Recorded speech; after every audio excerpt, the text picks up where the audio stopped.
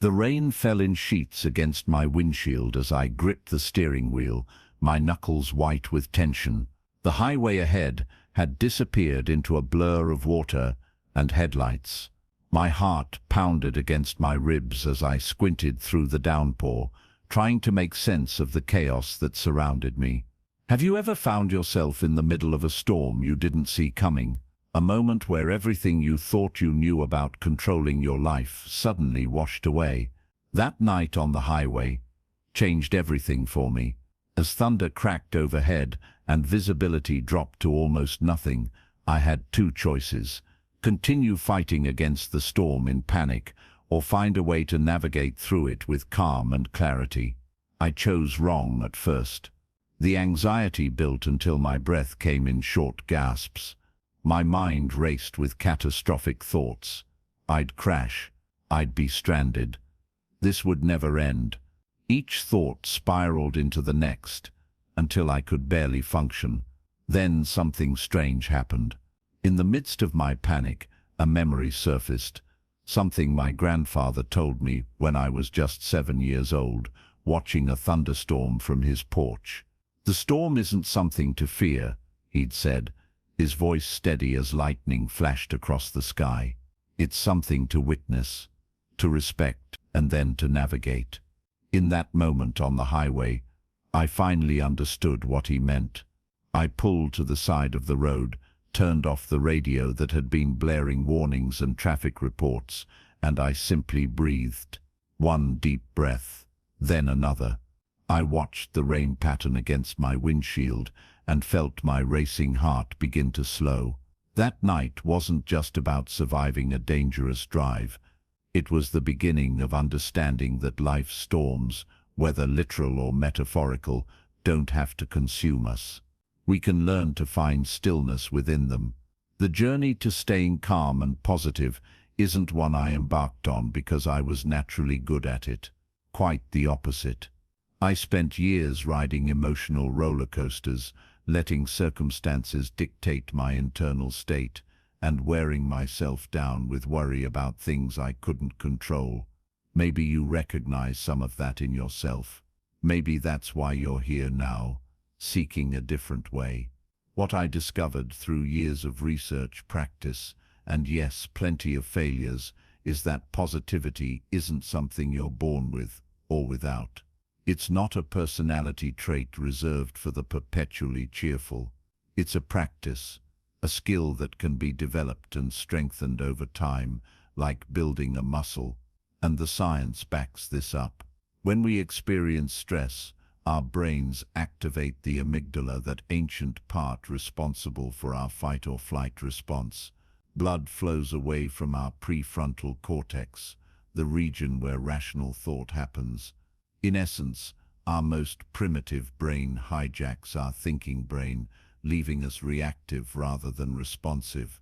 This made perfect sense when our ancestors faced predators on the savannah, but in modern life, that same stress response activates when we face a difficult email, a traffic jam, or a disagreement with a loved one.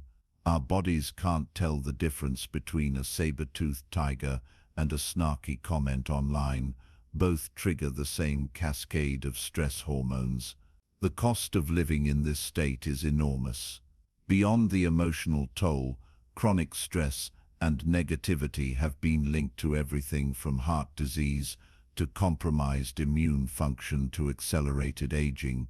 One study from the Mayo Clinic found that people with positive outlooks lived, on average, 11 to 15% longer than their more pessimistic counterparts. But here's what gives me hope, and what should give you hope too.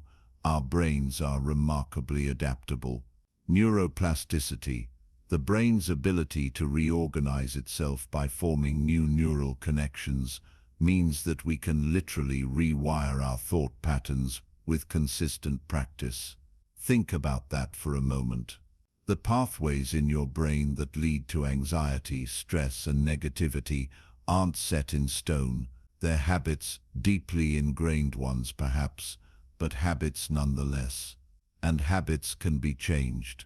I remember speaking with Dr. Sarah McKay, a neuroscientist specializing in brain plasticity, who told me something I'll never forget. The brain is like a garden. You can't stop thoughts from growing, but you can decide which ones to water. This metaphor transformed how I viewed my own negative thought patterns. I didn't need to berate myself for having anxious thoughts. I just needed to stop nurturing them. So what does this mean for your journey? It means that regardless of your past relationship with stress, anxiety, or negativity, you have the capacity to cultivate calm and positivity. Today marks the beginning of that transformation. Now, I want to acknowledge something important. This isn't about denying reality or plastering a smile over genuine pain. Toxic positivity. The belief that people should maintain a positive mindset, regardless of how dire or difficult their situation, can be just as harmful as chronic negativity. We're not aiming to ignore life's challenges or suppress authentic emotions. Instead, we're working towards something more nuanced and powerful, resilient positivity. The kind that acknowledges difficulties but doesn't drown in them. The kind that can hold pain in one hand and hope in the other. I learned this distinction during one of the darkest periods of my life, when my mother was diagnosed with a serious illness. Well-meaning friends would say things like, "Just stay positive," or "Everything happens for a reason." These platitudes not only failed to comfort me, they made me feel worse, as if my grief and fear were somehow inappropriate. True calm and positivity don't erase our challenges. They give us the strength to face them. Like that night in the storm, it's not about pretending the rain isn't falling. It's about finding the clarity to navigate through it without being consumed by panic. So where do we begin this journey? The first step is simply awareness, becoming conscious of your current relationship with stress and negativity. Without judgment, I invite you to reflect on how you typically respond when life doesn't go as planned. Do you catastrophize, assuming the worst possible outcome? Do you ruminate, replaying negative events or conversations over and over? Do you find yourself easily overwhelmed by emotions? These patterns aren't character flaws. They're learned responses, and what can be learned can be unlearned. Take a moment right now to consider a recent situation that triggered stress or negativity for you. What thoughts ran through your mind? How did your body feel? What actions did you take as a result? This simple reflection begins to create space between you and your automatic responses, the first essential step toward changing them. Another powerful starting point is to examine the stories you tell yourself about who you are. I'm just an anxious person. I always expect the worst. I'm not good at handling pressure. These narratives become self-fulfilling prophecies, limiting what we believe is possible for ourselves. I caught myself in one of these stories during a particularly challenging work project. As deadlines tightened and stakes raised, I found myself thinking, I always fall apart under pressure. Then I paused and asked myself, is that actually true? When I honestly reflected, I could recall many instances where I'd performed well under pressure. That single moment of questioning my own narrative created an opening for a different possibility. What stories have you been telling yourself about your capacity for calm and positivity? Are they serving you? Are they even true? The journey toward a calmer, more positive life also requires understanding the difference between responding and reacting. A reaction is automatic, unconscious, driven by our conditioning and often our fears. A response, by contrast, comes from a place of choice and awareness. Consider the difference between these two scenarios. Your colleague makes a comment that triggers insecurity. In a reactive mode, you might immediately become defensive, perhaps making a cutting remark in return or withdrawing in hurt. In a responsive mode, you notice the feeling of insecurity arise, take a breath, and choose how to engage from a place of greater clarity. The space between stimulus and response, that pause, that breath, is where our power lies. As Viktor Frankl, psychiatrist and Holocaust survivor, famously wrote, "Between stimulus and response, there is a space. In that space is our power to choose our response. In our response lies our growth and our freedom." Cultivating that space takes practice. One of the simplest ways to begin is with what I call the 3-breath practice. When you notice yourself becoming stressed, anxious, or negative, pause and take 3 deliberate deep breaths. Don't try to change your thoughts or feelings, just observe them with curiosity as you breathe. This tiny intervention creates just enough space to interrupt automatic patterns. I've seen this simple practice transform people's lives, including my own. During a particularly tense meeting, where I felt my anger rising, those 3 breaths gave me the clarity to respond thoughtfully rather than lashing out in frustration. What could have escalated into a damaged professional relationship instead became a productive conversation. As we continue this journey together, remember that progress isn't linear. There will be days when finding calm feels effortless, and days when positivity seems completely out of reach. This isn't failure, it's simply part of being human. The key is to approach yourself with the same compassion you would offer a dear friend who's struggling. One practice that can help nurture this self-compassion is to place your hand over your heart when you're experiencing difficult emotions. This simple physical gesture activates your parasympathetic nervous system, your body's built-in calming mechanism. Combined with gentle words to yourself, "This is hard right now, and that's okay," it can create a sense of being your own ally rather than your harshest critic. Another foundational practice is to start noticing what actually brings you a sense of calm and well-being. We often assume we know what will make us feel better: scrolling social media, having a drink, watching television, only to find ourselves more agitated afterward.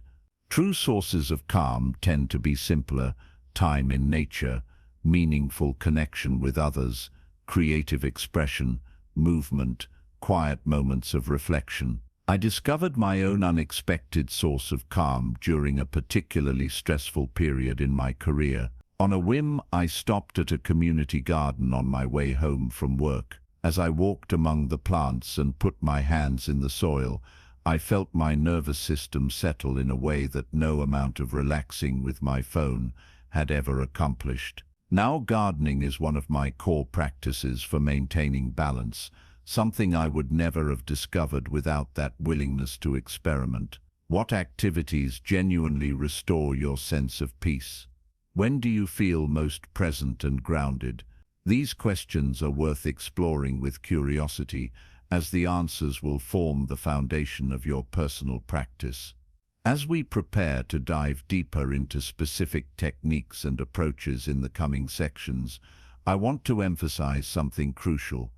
This journey isn't about achieving some perfect state of perpetual calm and happiness. Such a goal would set us up for inevitable disappointment, as life will always include difficulties and challenges. Instead, think of this work as developing a new relationship with the full spectrum of your experience, learning to navigate both sunny days and storms with greater ease and resilience. The aim isn't to eliminate negative emotions, but to prevent them from becoming your only reality. Remember that night on the highway? Eventually, I had to drive through the rest of the storm. The rain didn't stop because I found my center, but with that newfound calm, I could see more clearly, make better decisions, and ultimately arrive safely at my destination. The storms of life will come. Difficult emotions will arise, challenges will appear on your path, but with practice you can learn to find that still point within yourself, the eye of the hurricane where clarity and wisdom reside. This journey toward calm and positivity isn't about escaping life's realities, It's about developing the inner resources to meet those realities with courage, wisdom, and an open heart. It's about building a foundation so solid that when the winds blow, as they inevitably will, you remain connected to what matters most. As we move forward, we'll explore the specific mental frameworks and practices that make this possible. We'll delve into the fascinating science of how our thoughts create our experience. We'll discover practical techniques that can transform moments of potential reactivity into opportunities for growth. But before we go there, I invite you to take another moment right now. Feel your feet on the floor, your breath moving in and out of your body. Notice that in this present moment, regardless of what challenges you might be facing, there is also the simple miracle of being alive, of having the capacity to choose a new path. The journey of 1,000 miles begins with a single step. Today you've taken that step. By choosing to prioritize your mental and emotional well-being, by seeking tools to navigate life with greater calm and positivity, you've already begun to create change. And unlike that unexpected storm on the highway, this journey is one you're choosing deliberately. You're not a passive passenger in your life. You're taking the wheel with conscious intention. That choice alone, that commitment to your own growth and well-being is powerful beyond measure. As we prepare to explore the fascinating landscape of your mind in our next section, I invite you to approach this journey with both determination and gentleness. Determination to practice consistently, to stay the course even when it's challenging. Gentleness toward yourself when you stumble, when old patterns resurface, when change doesn't happen as quickly as you'd like. The combination of these qualities, gentle determination, creates the perfect conditions for transformation, like water wearing away stone. The consistent application of these practices will gradually reshape your relationship with stress and negativity, revealing the naturally calm and positive being that you already are beneath layers of conditioning and habit. So take a deep breath. Feel the potential of this moment, and know that with each passing day of practice, you're not just managing stress, you're fundamentally changing your experience of being alive. The storm that night taught me that finding calm amid chaos isn't just a nice idea, it's a skill that can save us. A skill that transforms not just how we feel, but what we're capable of creating in our lives and our world. That skill is now within your reach. Let's continue the journey together, step by mindful step, as we explore the fascinating landscape of your mind and discover the tools to master it. As we discovered in our exploration of finding calm within life's storms, the journey toward positivity begins with awareness. That night on the highway taught me a profound truth. While we cannot control the rain that falls, we can learn to navigate through it with clarity and purpose. Now, let's turn our attention to the most powerful tool you possess on this journey, your mind. Have you ever noticed how your thoughts seem to have a life of their own? One moment you're focused on a task, and the next you're replaying an argument from 3 days ago or worrying about something that might never happen. This isn't a flaw or weakness. It's simply how the human mind operates when left to its own devices. Think about it right now. At this very moment, what's happening in your mental landscape? Are you fully present with these words, or has your mind already wandered to your to-do list, a recent conversation, or plans for later today? This wandering mind is our default state. Research from Harvard University found that people spend nearly 47% of their waking hours thinking about something other than what they're currently doing. And perhaps most tellingly, this mind-wandering was associated with decreased happiness, regardless of whether the thoughts were pleasant or unpleasant. Why? Because when we're caught in thoughts about the past or future, we miss the only moment in which life actually occurs now. We sacrifice our present experience on the altar of mental time travel. But there's another way to live. A way to reclaim ownership of your mental landscape rather than being driven by its automatic patterns. This is what I call mastering your mind, and it begins with understanding how your thoughts create your experience. Imagine your mind as a vast, powerful river. For most of us, that river carries us along unconsciously, sweeping us into currents of worry, rumination, judgment, or fantasy without our consent. We don't choose these thoughts, they simply appear, and we find ourselves caught in that flow. The first step in mastering our mind is recognizing that you are not the river, you are the observer standing on its banks. Your thoughts are events happening within your awareness, not the totality of who you are. This simple but profound shift in perspective creates the foundation for everything that follows. I remember the moment this truly clicked for me. After months of meditation practice, I was sitting in morning traffic, feeling the familiar surge of impatience and frustration rising within me. But this time, something different happened. I noticed a small space open up, a gap between the triggering event, traffic, and my automatic response, anger. In that space, a thought arose. Oh, look at that. Here's frustration arising. That tiny moment of awareness changed everything. The frustration was still there, but I was no longer completely identified with it. I could see it as a temporary weather pattern in my mental landscape, rather than who I was. And in that seeing, its grip on me loosened. This capacity to observe your thoughts rather than being fully caught in them is what psychologists call metacognition, and it's a superpower we all possess, but rarely develop. Like a muscle, it strengthens with consistent use, gradually transforming your relationship with difficult thoughts and emotions. To begin cultivating this capacity, try a simple practice throughout your day. Pause occasionally and ask yourself, what's happening in my mind right now? Don't judge or try to change whatever you discover, simply notice. Are you planning, worrying, remembering, judging? This gentle awareness itself begins to create space around your thoughts. As you develop this observing awareness, you'll start to recognize patterns in your thinking. We all have habitual thought loops, those well-worn neural pathways our minds travel down automatically. Maybe you tend toward catastrophizing, imagining the worst possible outcomes. Perhaps you ruminate on past mistakes or perceived failures, or you might get caught in comparison, measuring your life against others and finding yourself lacking. These patterns aren't random.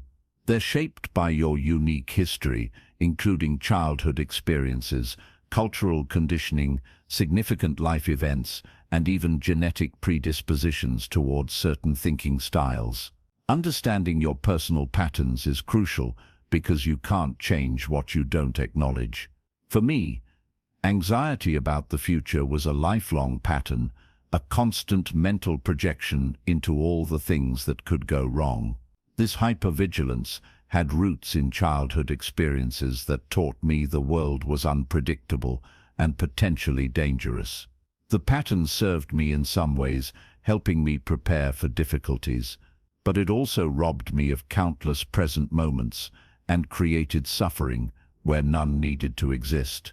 Recognizing this pattern was the first step toward freedom from its grip. The next step was understanding what triggered it, what situations, interactions, or even physical states tended to activate this particular mental loop. I discovered that decision-making, professional uncertainty, and even fatigue or hunger could set off my future anxiety pattern. What are your primary thought patterns? When do they most commonly arise? Becoming a detective of your own mind reveals insights that no one else can give you, because no one else has direct access to your internal experience. As you map your mental terrain, You'll also begin to notice the relationship between your thoughts, emotions, and bodily sensations. These aren't separate phenomena, they're different aspects of an integrated system, constantly influencing one another. A worried thought, Theo B, might fail at this project, triggers an emotional response, anxiety, which creates physical sensations, tension, shallow breathing, increased heart rate. These sensations then reinforce the original thought, Theo B, I feel anxious, so the danger must be real, creating a self-perpetuating cycle. Breaking this cycle requires addressing all parts of the system. Cognitive approaches target the thoughts themselves. Emotional regulation techniques address the feelings that arise. Somatic practices work with the physical manifestations of stress and anxiety. Together, these create a comprehensive toolkit for mastering your mind. Let's begin with the cognitive dimension, how to work skillfully with thoughts themselves. One of the most powerful approaches comes from cognitive behavioral therapy in the form of the ABCD method, a systematic way to examine and reshape unhelpful thinking patterns. The ABCD stands for activating event, beliefs, consequences, and dispute. Here's how it works. When you notice yourself caught in a negative thought spiral, pause and identify the activating event, what triggered this thought pattern. Next, clarify your beliefs, what interpretation or meaning are you giving to this event. Then notice the consequences. How do these beliefs affect your emotions and behaviors? Finally, dispute the unhelpful beliefs by questioning their accuracy and considering alternative perspectives. Let me illustrate with a personal example. The activating event was receiving feedback on a presentation I'd given. My belief was this criticism means I'm not good enough and never will be. The consequences were feeling depressed, avoiding similar opportunities, and obsessing over the feedback for days. When I learned to dispute this belief, I asked myself, is this criticism really about my fundamental worth as a person? Is it true that I never will be good enough? What's the evidence for and against these interpretations? What would I tell a friend in this situation? This process doesn't magically eliminate negative thoughts, but it does prevent them from controlling your response to situations. With practice, you develop the ability to catch unhelpful interpretations before they trigger the cascade of emotional and physical reactions. Another powerful cognitive technique is reframing, consciously shifting your perspective on a situation to see it in a more constructive light. This isn't about denying reality or forcing positivity. It's about recognizing that multiple interpretations of the same event are usually possible, and some serve us better than others.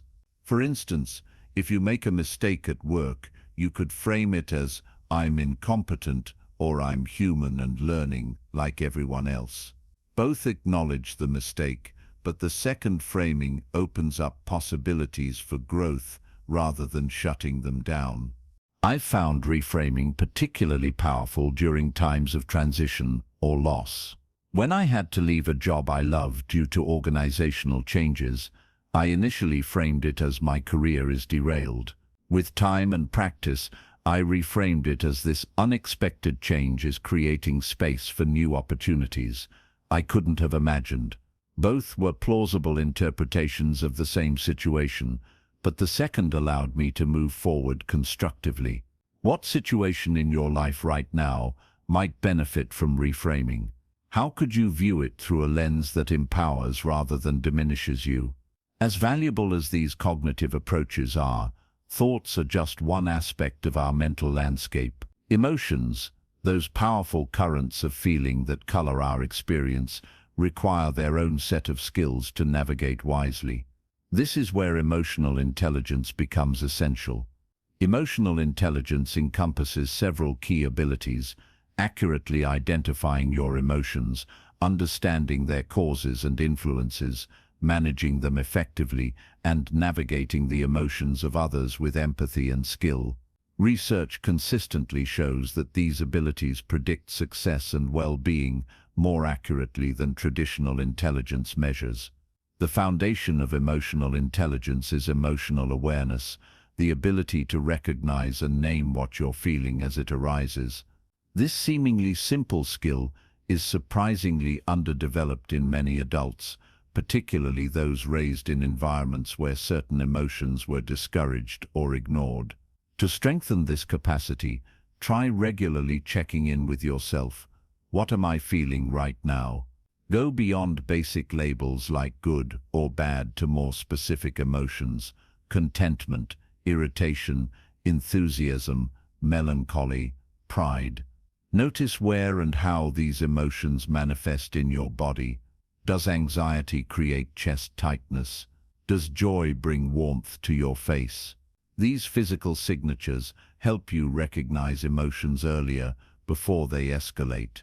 Once you've identified an emotion, the next step is understanding its message. Emotions aren't random, they contain information about what matters to you and how you're interpreting events. Anger often signals a perceived violation of boundaries or values. Fear points to potential threats that need attention. Sadness reflects loss and the need for integration and healing. By treating emotions as messengers rather than inconveniences to be suppressed or problems to be solved, you develop a more nuanced relationship with your emotional life. You can receive the message without necessarily acting on the emotion's immediate impulse.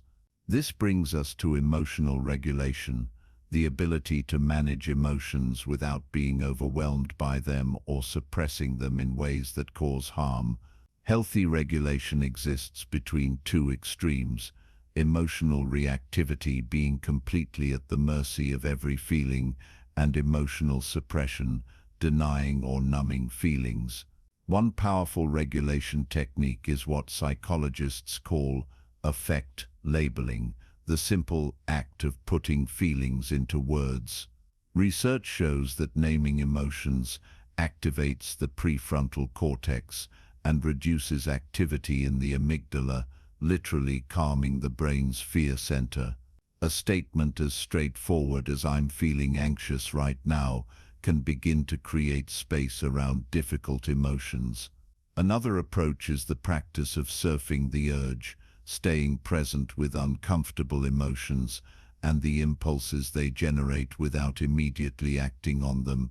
When strong emotions arise, notice the sensations in your body, the thoughts that accompany them, and any urges to act, like lashing out or withdrawing. Breathe with these experiences, recognizing that, like waves, they will crest and eventually subside. I learned the power of this practice during a conflict with someone I deeply cared about. As hurt and anger surged through me, I felt the overwhelming urge to say something cutting to protect myself. Instead, I acknowledged the feelings. This is hurt. This is fear of rejection. I noticed the physical sensations: chest tightness, facial heat, and the thoughts: they don't care about me. I need to defend myself. Rather than immediately acting on these impulses, I stayed with the experience, breathing through the intensity. Within minutes, the emotional storm began to subside enough that I could respond thoughtfully rather than reactively. That pause prevented damage to the relationship that would have been difficult to repair. This capacity to pause between stimulus and response is perhaps the single most important skill in mastering your mind. It's what allows you to act from your values and intentions rather than being driven by automatic reactions. As you develop this skill, you'll also find it easier to navigate the complex emotional terrain of relationships. Emotional intelligence includes the ability to recognize others' emotional states, understand different perspectives, and respond with empathy rather than defensiveness. At its core, this aspect of emotional intelligence is about recognizing our shared humanity. The person who cuts you off in traffic, the colleague who sends a terse email, the family member who makes an insensitive comment, all are experiencing the same range of human emotions and challenges that you are, even if their expressions differ from yours. This recognition doesn't mean accepting mistreatment or failing to set boundaries. Rather, it allows you to respond to others from a place of clarity rather than reactivity, making your interactions more effective and less depleting.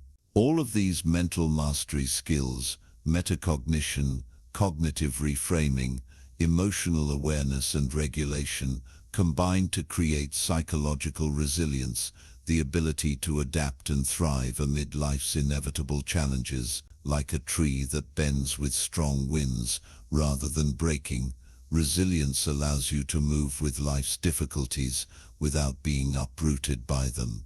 Building resilience isn't about eliminating stress or preventing difficulties. Rather, it's about developing internal resources that help you respond effectively when challenges arise. These resources include a flexible thinking style, emotional regulation skills, supportive relationships, and a sense of meaning or purpose that transcends immediate circumstances. One particularly powerful resilience practice is what psychologist Rick Hanson calls taking in the good, deliberately savoring positive experiences to counterbalance the brain's negativity bias. Our brains evolved to preferentially notice and remember negative experiences as a survival mechanism.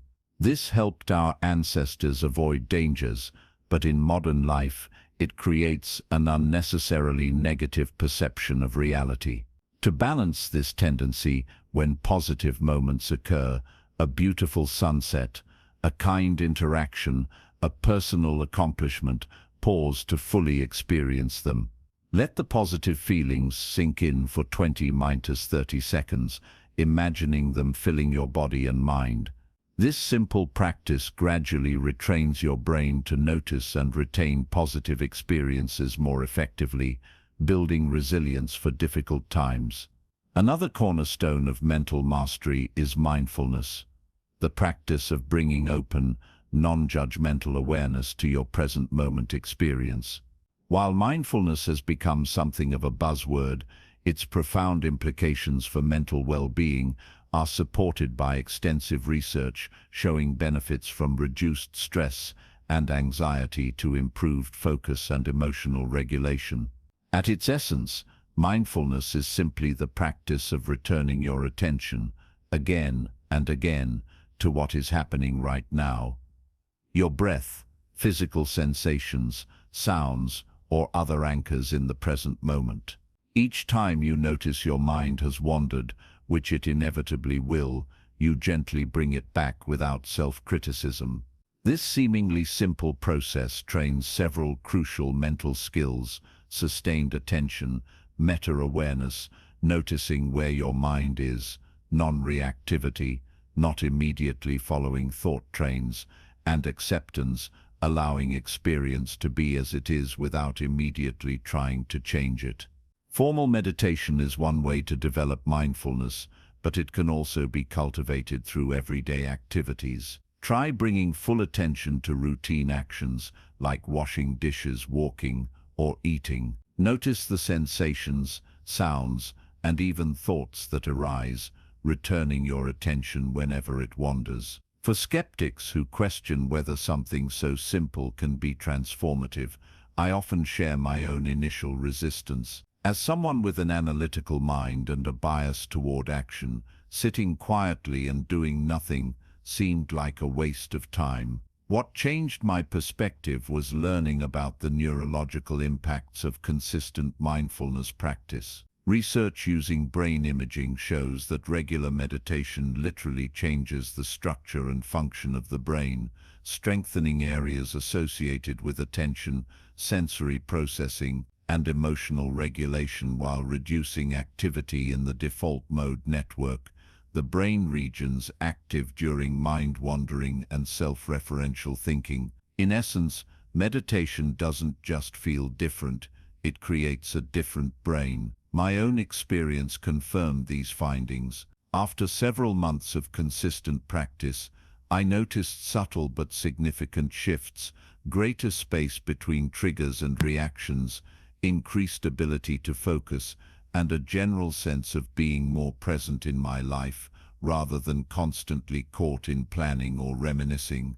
The changes weren't dramatic or instantaneous, but they were real and cumulative. If you're new to meditation, start small. Even 3 to 5 minutes of daily practice can begin to create change. Find a comfortable position, focus on your breath or another anchor, and simply notice when your mind wanders, gently returning your attention each time. Apps like Headspace, Calm, or Insight Timer offer guided meditations that can help structure your practice. For those who find sitting meditation challenging, movement-based mindfulness practices like walking meditation, Tai Chi, or yoga can provide similar benefits while accommodating different learning styles and preferences. The key is consistency rather than duration.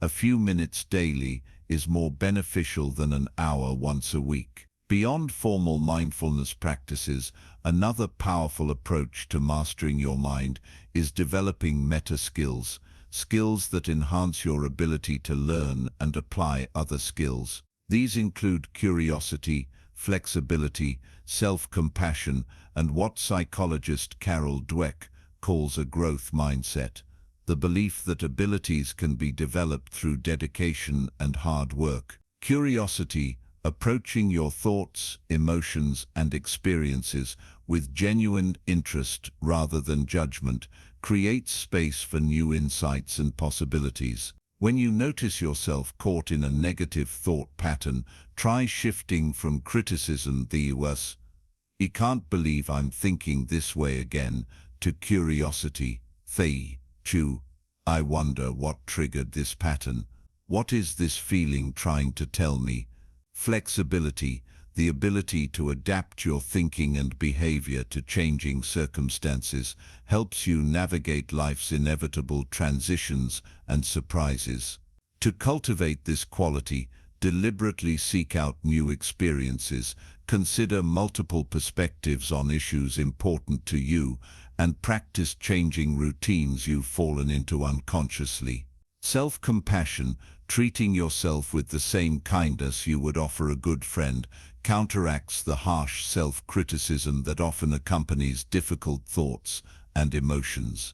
Research by Dr. Kristin Neff shows that self-compassion is more effective than self-esteem in creating psychological well-being, as it doesn't depend on external achievement or comparison to others. To practice self-compassion, try placing a hand on your heart during moments of difficulty and speaking to yourself with kindness.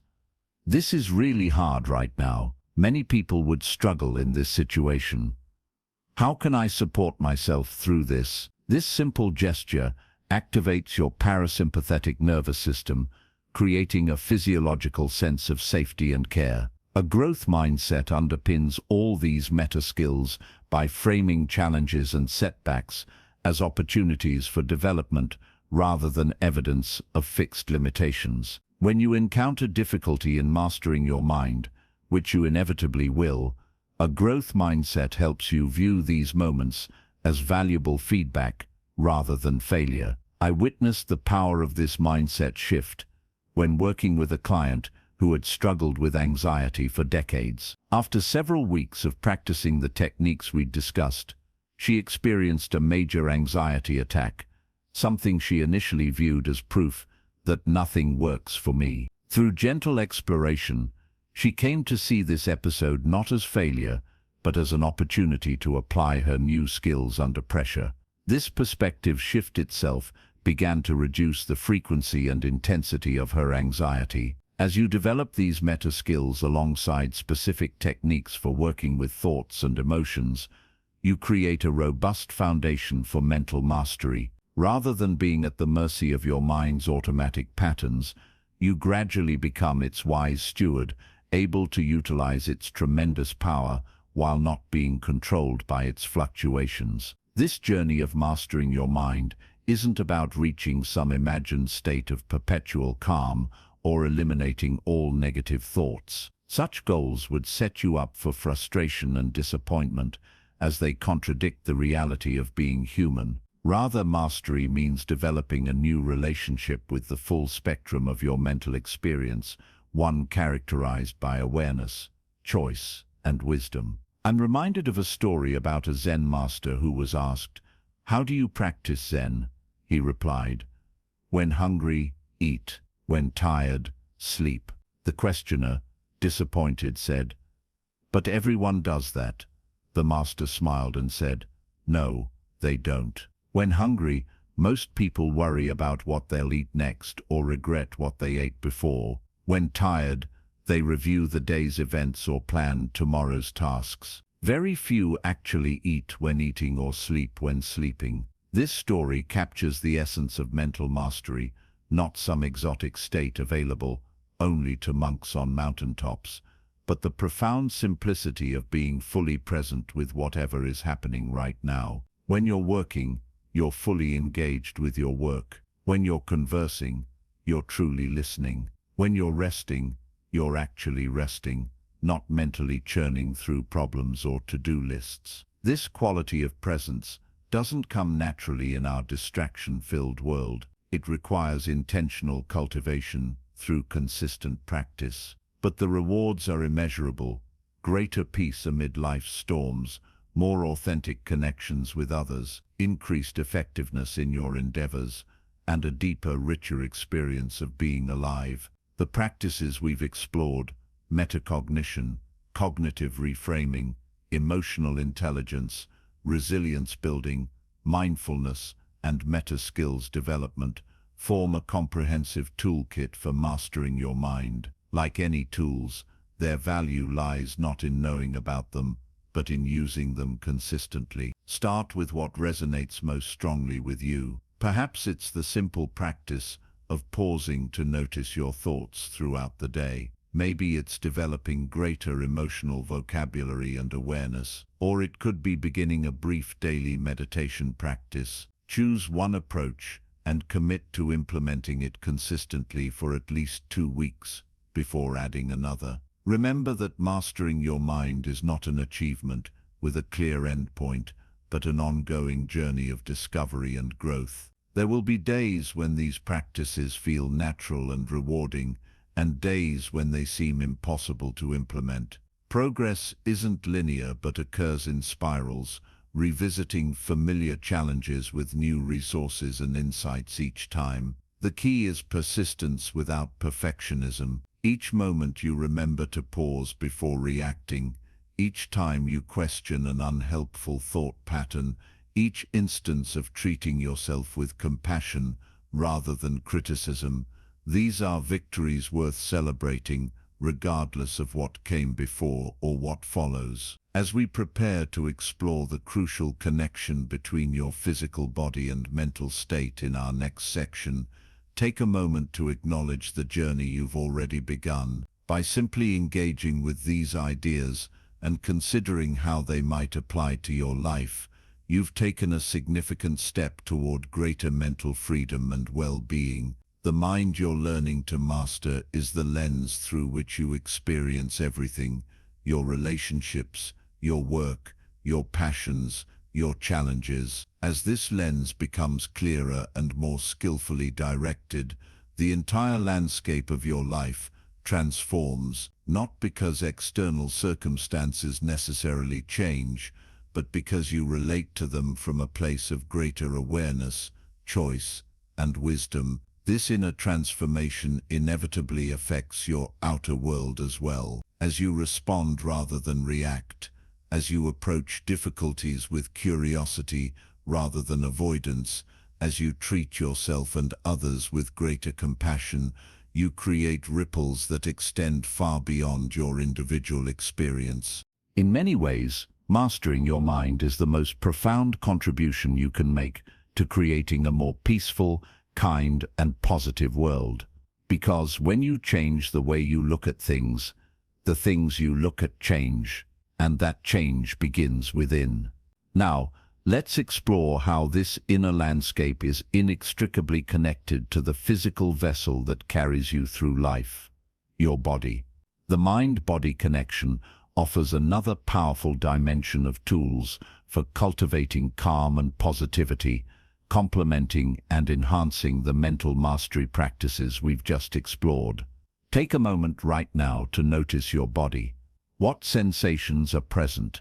Is there tension in your shoulders, tightness in your chest, perhaps a flutter of energy in your stomach? Or maybe there's a pleasant warmth, a sense of groundedness, or simply neutral sensations flowing through your awareness. Whatever you're experiencing, this physical reality is inseparable from your mental state. The practices we've explored for mastering your mind, from metacognition to mindfulness, create profound shifts in your thinking patterns. But there's another powerful gateway to emotional well-being that we often overlook: the wisdom and intelligence of your body. For centuries, Western philosophy has perpetuated what's known as the Cartesian split. The notion that mind and body are separate entities. "I think, therefore I am," declared Descartes, elevating thought above physical experience. This artificial division has shaped our approach to everything from medicine to education, leading us to treat the body as little more than a vehicle for the brain. Modern neuroscience tells a vastly different story. Your mind and body aren't separate systems occasionally communicating with each other.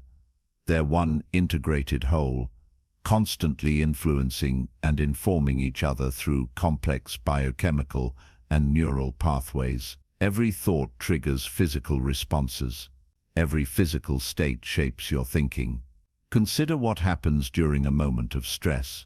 A thought arises: "I'm going to miss this deadline," and instantly your body responds. Stress hormones like cortisol and adrenaline flood your system. Your heart rate increases. Your breathing becomes shallow. Your muscles tense. Blood flow shifts away from your digestive system and toward your limbs, preparing you for fight or flight. These physical changes then feed back into your mental state. The tension in your body reinforces the sense of threat. The shallow breathing reduces oxygen to your brain, impairing cognitive function.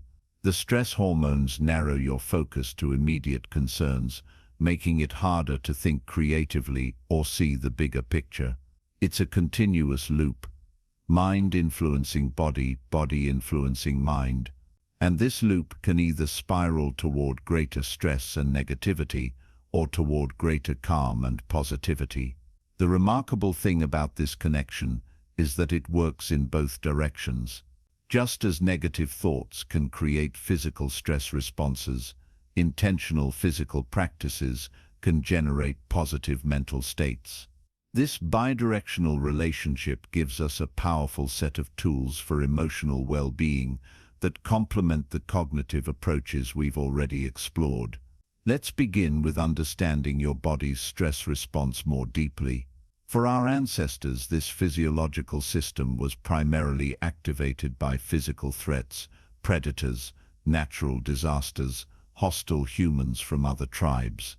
The fight-or-flight response was adaptive in these situations, providing the energy and focus needed to survive immediate danger.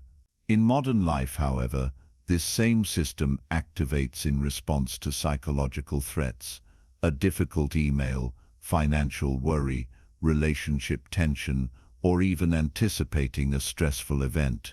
Your body can't distinguish between a saber-toothed tiger and an angry text message. It mobilizes the same emergency resources for both. The occasional activation of this stress response isn't harmful. In fact, short bursts of stress hormones can enhance performance and focus. The problem arises when stress becomes chronic, when your body remains in a heightened state of arousal for extended periods without adequate recovery. Chronic stress has been linked to virtually every major health concern, from heart disease and diabetes to depression and impaired immune function.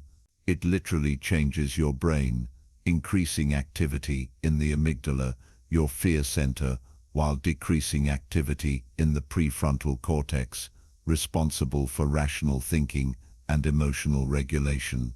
But here's the good news. Your body also possesses an equally powerful relaxation response, what neuroscientist Herbert Benson called the opposite of fight or flight. When activated, this parasympathetic state promotes healing, restoration, and emotional balance. Heart rate slows, breathing deepens, muscles relax, digestion improves, blood pressure normalizes, the mind becomes clearer and more creative. Learning to intentionally activate this relaxation response is one of the most important skills for maintaining emotional well-being in our stress-filled world. And it begins with the most fundamental of bodily functions, breathing.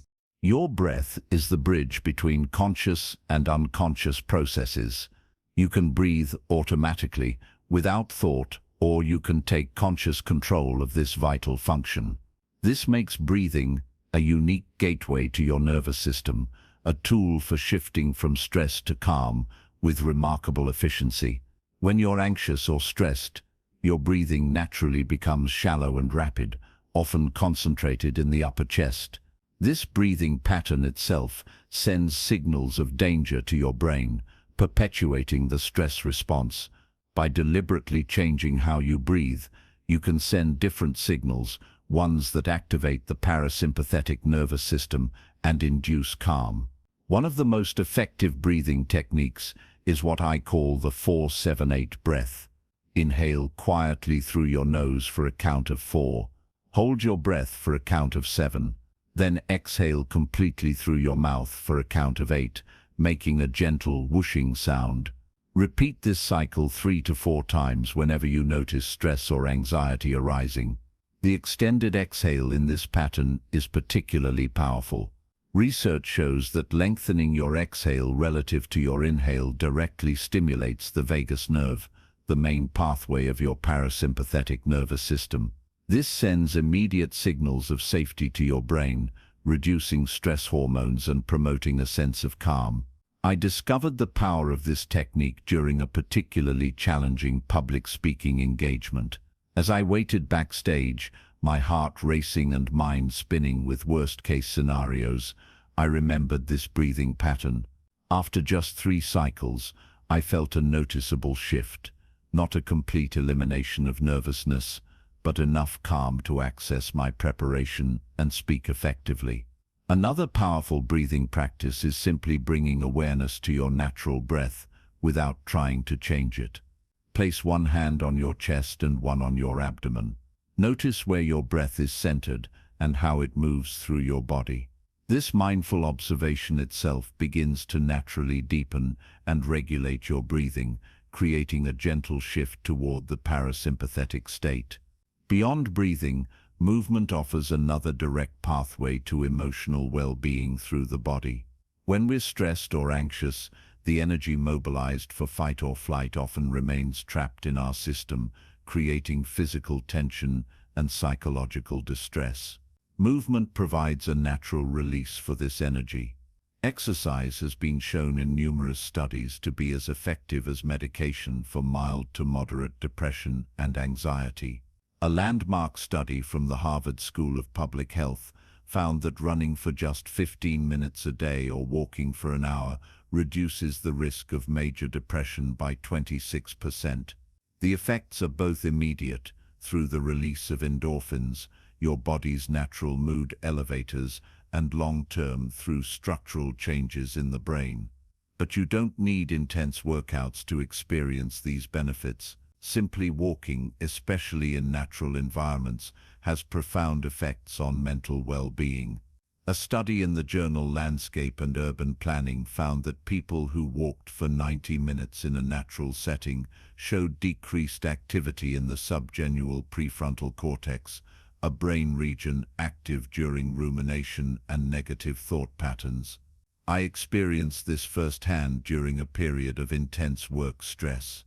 After days of feeling mentally stuck and emotionally drained, I forced myself to take a 30-minute walk in a nearby park. The shift was remarkable, not because the problems disappeared, but because my relationship to them changed. The mental space that opened up through this simple physical activity allowed new perspectives and solutions to emerge. The type of movement that benefits you most will depend on your unique needs and preferences. For some, the rhythmic, meditative quality of running or swimming provides ideal conditions for mental clarity. For others, the mind-body integration of yoga or Tai Chi offers a perfect balance of movement and mindfulness. Still others find that the playful abandon of dance or the focused intensity of strength training best releases tension and restores energy. The key is finding forms of movement that you genuinely enjoy. Exercise undertaken as a punishment or obligation creates its own stress, counteracting the potential benefits. Movement that brings pleasure, on the other hand, compounds its positive effects by associating physical activity with positive emotions. Ask yourself, when do I feel most alive in my body? What kinds of movement bring me joy or a sense of accomplishment? How can I incorporate more of these activities into my regular routine, even in small doses?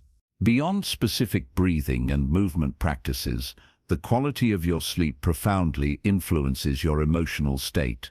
Sleep isn't simply rest for the body, it's essential maintenance for the brain, affecting everything from emotional regulation to cognitive function to physical health. During sleep, your brain processes emotional experiences, consolidates learning, and clears out metabolic waste.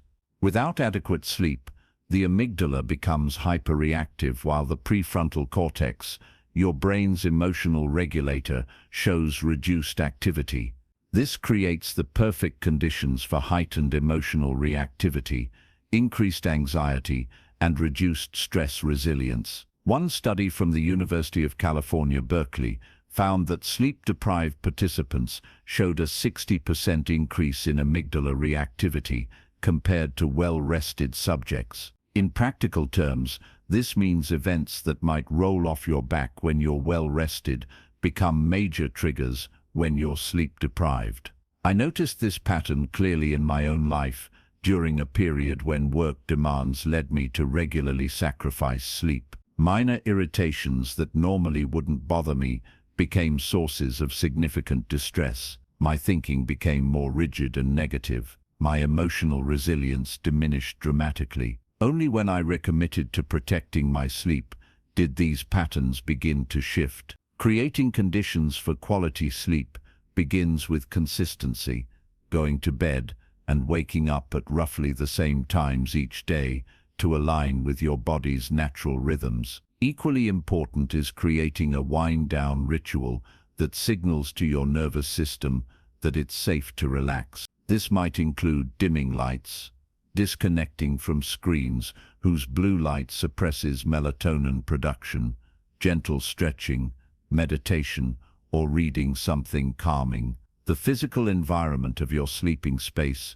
also matters significantly. Temperature cooler is generally better for sleep. Light levels as dark as possible, sound quiet or with consistent white noise, and comfort of your bed all influence sleep quality. Investing in improvements to these factors often yields substantial returns in terms of emotional well-being. Just as sleep affects your mental state, so too does nutrition.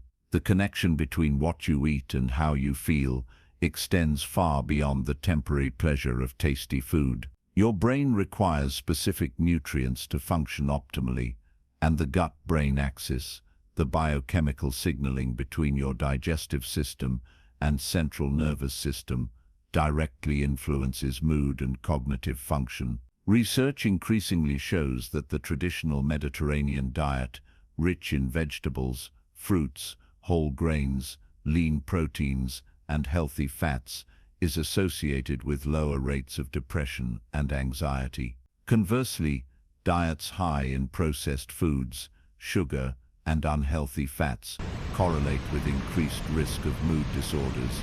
The mechanisms behind these connections are complex, involving inflammation, neurotransmitter production, and the gut microbiome, the trillions of bacteria living in your digestive system that influence everything from immune function to mood regulation. Certain foods support a healthy microbiome and reduce inflammation, while others disrupt this delicate ecosystem. My own experience with nutrition's impact on mood came during a particularly stressful project. Falling into the trap of convenience eating, grabbing whatever was fastest and easiest, I found myself in an energy and mood roller coaster, sugar highs followed by crashes, caffeine jolts followed by fatigue.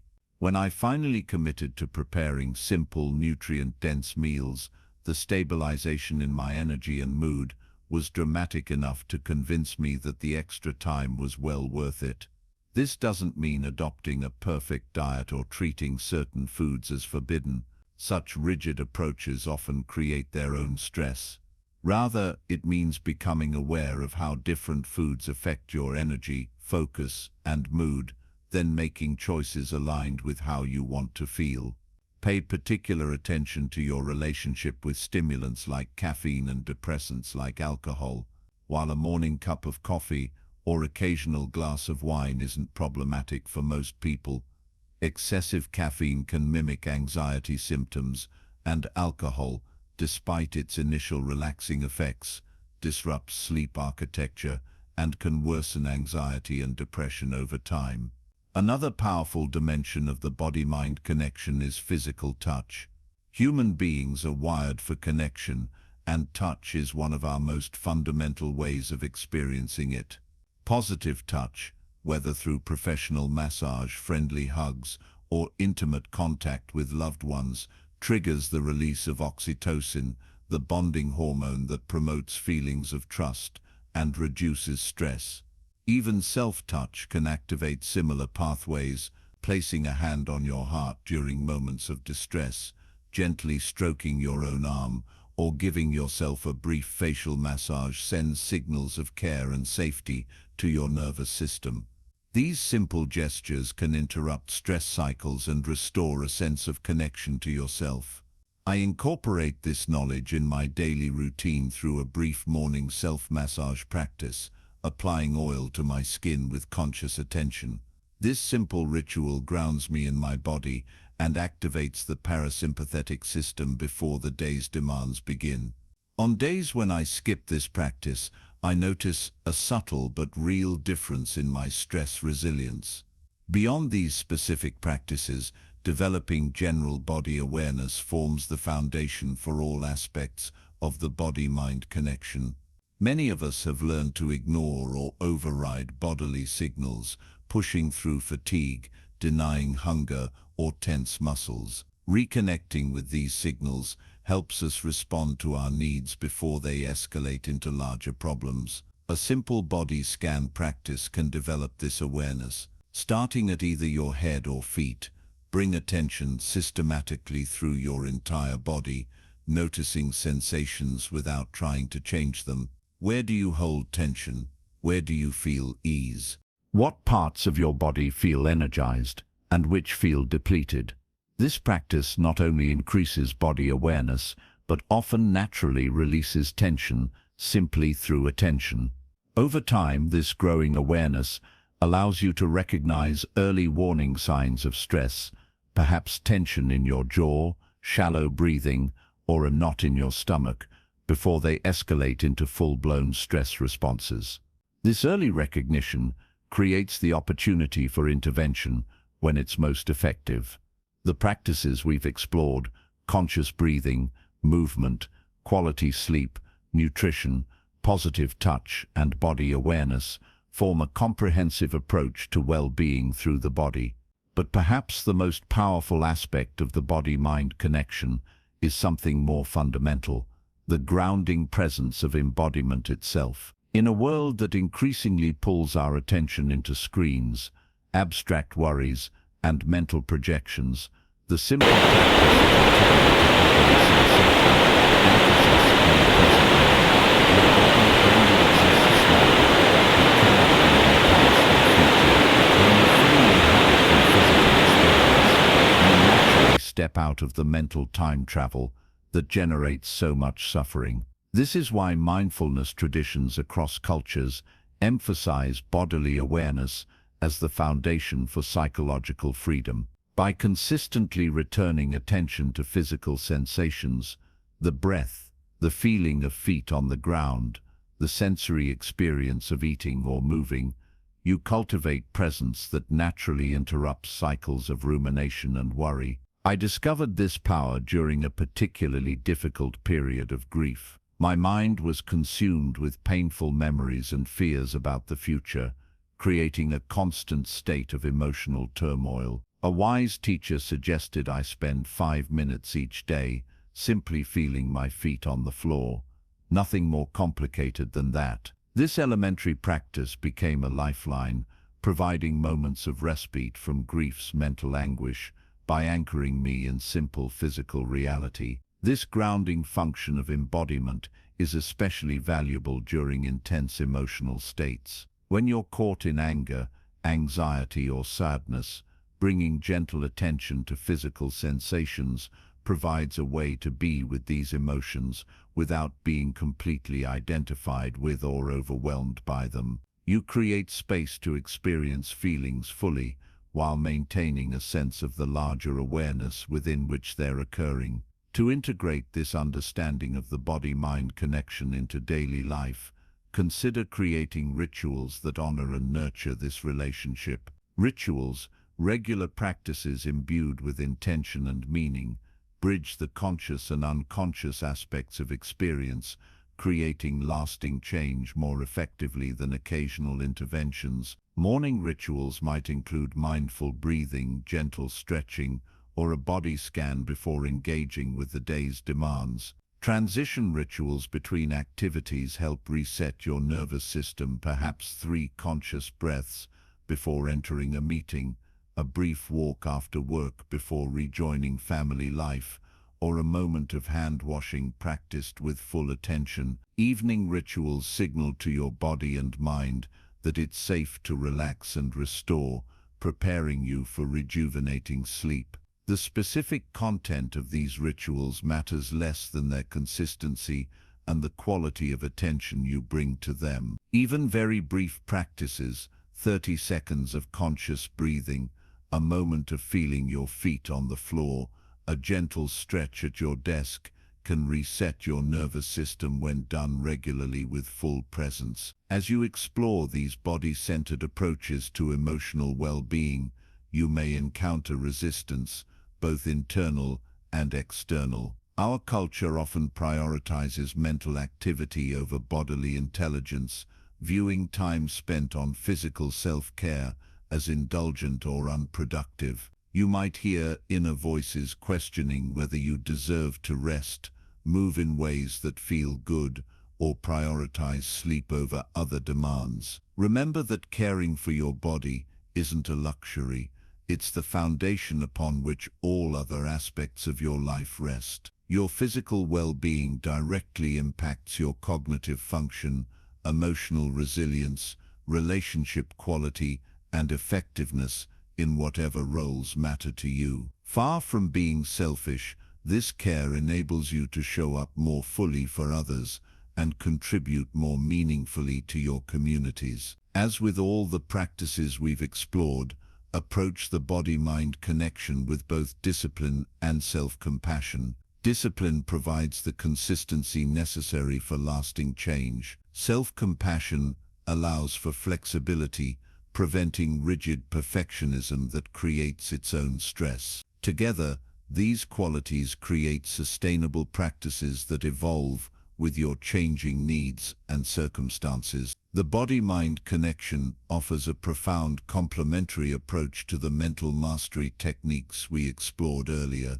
While cognitive practices work directly with thoughts and perspectives, body-centered approaches access well-being through physical pathways, often bypassing mental resistance and creating immediate shifts in your emotional state. Ideally, you'll draw from both domains, developing a personalized toolkit that addresses your unique patterns and preferences. Some days, reframing a negative thought pattern might be exactly what you need. Other times, a brisk walk or breathing practice might shift your state more effectively than any amount of mental processing. The key is developing sensitivity to what serves you in each moment, a skill that grows through consistent practice and self-observation. With time, you'll recognize more quickly what approach will help you return to balance when you've been thrown off center. As we prepare to explore the crucial role of relationships and environment in our emotional well-being, take a moment to reconnect with your body right now. Feel the weight of your body supported by whatever you're sitting or standing on. Notice your breathing, not changing it, just observing its natural rhythm. Sense the temperature of the air on your skin.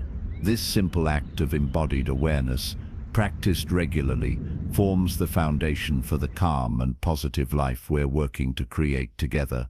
The wisdom of your body offers a direct pathway to emotional well-being, one that complements and enhances the mental approaches we've already explored.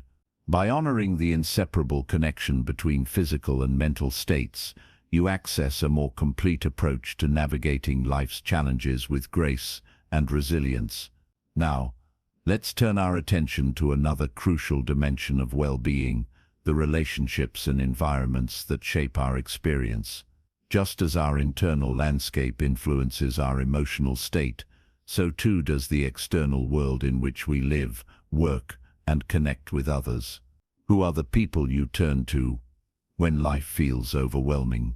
Think about it for a moment.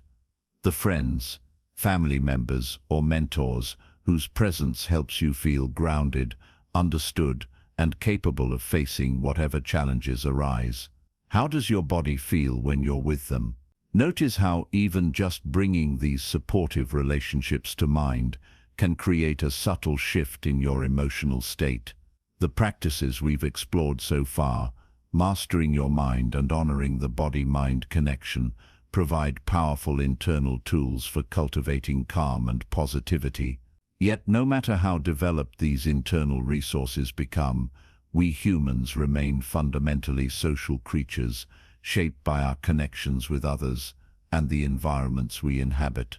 Neuroscience confirms what we intuitively know: our brains are wired for connection. The same neural networks that activate in response to physical pain light up when we experience social rejection. Positive social interactions trigger the release of oxytocin, dopamine, and endorphins, neurotransmitters that reduce stress, enhance mood, and even strengthen immune function. Our relationships don't just affect how we feel, they literally shape our biology. Harvard's landmark study of adult development, which has tracked participants for over 80 years, found that the quality of our relationships is the strongest predictor of both happiness and longevity, more influential than genetics, wealth, fame, or social class. As study director Dr. Robert Waldinger put it, good relationships don't just protect our bodies, they protect our brains. Yet in our increasingly digital and fragmented world, meaningful connection can feel elusive. Many of us live far from extended family, work remotely, or change jobs frequently, and maintain relationships primarily through screens. The resulting loneliness has become so prevalent that some health authorities describe it as an epidemic, with health impacts comparable to smoking 15 cigarettes daily. The good news is that creating a positive relationship ecosystem isn't about having countless connections or perfectly harmonious interactions. Research suggests that even a few quality relationships provide significant benefits.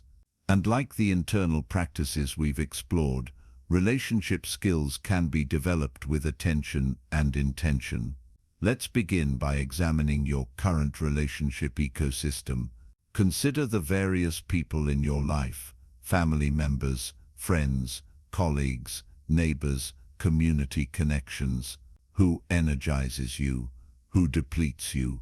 With whom do you feel truly seen and accepted? With whom do you consistently feel worse after interacting? This isn't about labeling people as good or bad, but about recognizing the dynamic nature of relationships and their impact on your well-being. Every relationship exists on a spectrum from nourishing to depleting, and this position can shift over time or in different contexts. I discovered the importance of this awareness during a period when I felt chronically drained, despite practicing self-care diligently. When I finally mapped my relationship ecosystem, I realized I was spending significant time with someone whose constant negativity and criticism subtly eroded my energy and confidence. This insight wasn't about blaming them, but recognizing the pattern and making conscious choices about that relationship. Once you've mapped your relationship ecosystem, you can begin making strategic choices to cultivate more nourishing connections. This might mean deepening existing positive relationships, revitalizing connections that have become distant, or creating opportunities to form new bonds around shared interests or values. One of the most powerful ways to strengthen positive relationships is through what psychologists call active constructive responding, reacting to others' good news with authentic interest, enthusiasm, and engaged questions. When someone shares a success or joy with you, leaning in with genuine curiosity. Theo, that's wonderful. How did it happen? How did you feel? Builds connection far more effectively than dismissive responses. Theo, that's nice. Or shifting the focus back to yourself. Theo, that reminds me of when I noticed the impact of this approach when a friend shared news about a promotion. Rather than offering a quick congratulations before moving on, I asked specific questions about what excited her most about the new role and what challenges she anticipated. The conversation deepened, her eyes lit up, and I could feel our connection strengthening. Later, she mentioned how meaningful it was that I'd taken real interest rather than offering a perfunctory response. Beyond how we respond to positive events, the way we navigate conflicts and difficult conversations profoundly impacts relationship quality.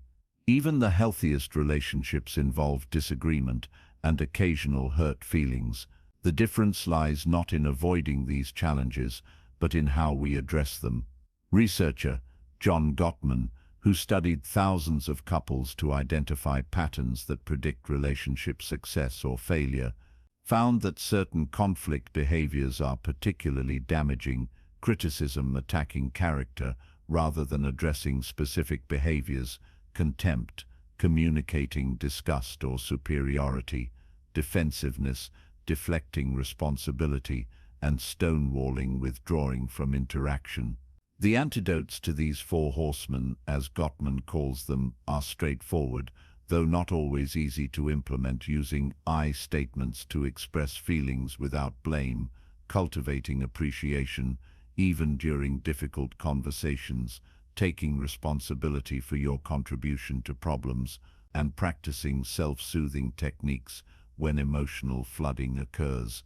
I learned the importance of these skills during a conflict with my brother that had escalated over months of miscommunication. When we finally addressed it directly, I made a conscious effort to speak about my experience rather than lobbing accusations. The Bill, I felt hurt when, rather than you always. The shift in approach created space for genuine dialogue rather than more hurt and defensiveness. Sometimes, despite our best communication efforts, relationships remain consistently depleting or even toxic. In these cases, setting clear boundaries becomes essential for preserving your well-being. Boundaries aren't walls that disconnect you from others, but healthy limits that define what behavior you will and won't accept. Effective boundaries are clear, specific, and paired with consequences you're prepared to enforce. For instance, rather than a vague boundary like "respect me," you might specify, "When you raise your voice, I'll end the conversation and resume it when we're both calm." The key is communicating boundaries directly and following through consistently. I struggled with boundary setting early in my career, fearing I would damage relationships by expressing limits. With one particularly demanding client who called at all hours, I finally gathered courage to say, "I'm available by phone between 9 a.m. and 6 p.m. on weekdays. Outside those hours, please email, and I'll respond during business hours." To my surprise, not only did he respect this boundary, but our working relationship actually improved, as I showed up more energized and present during our scheduled interactions. For those relationships where toxicity persists despite clear boundaries, limited contact, or even ending the relationship may be necessary, this decision isn't made lightly, particularly with family members or long-term connections. Yet sometimes creating distance from consistently negative influences is the most compassionate choice for all involved. As important as it is to address challenging relationships, equally vital is actively cultivating your positive connections. In our busy lives, we often assume relationships will maintain themselves without deliberate attention. Yet meaningful bonds require regular investment, not just in terms of time, but in the quality of presence and interaction. Consider implementing what relationship researchers call rituals of connection, regular practices that strengthen bonds. These might be daily check-ins with a partner, weekly calls with a distant friend, monthly dinner clubs with neighbors, or annual traditions with family. The specific activity matters less than its consistency and the mindful attention you bring to it.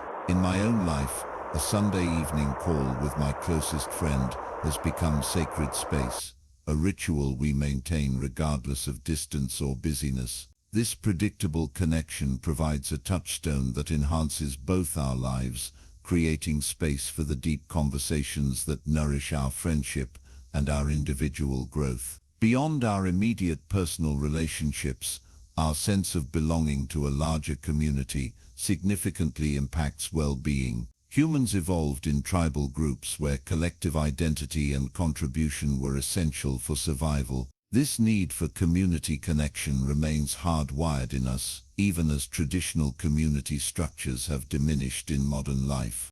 Finding your tribe, people who share your values, interests, or life circumstances, creates a sense of belonging that buffers against stress and enhances resilience. This might be a faith community, volunteer organization, hobby group, support circle, or professional network. The key is finding spaces where you can be authentically yourself while contributing to something larger than individual concerns.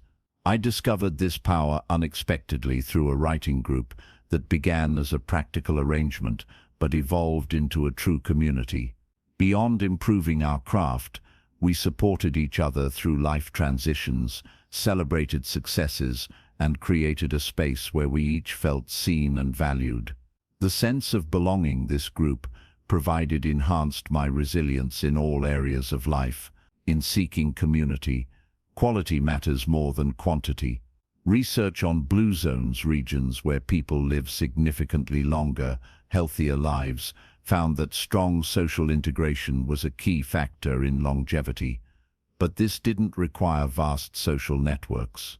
Rather, it meant having a few consistent connections where people felt they belonged and were needed.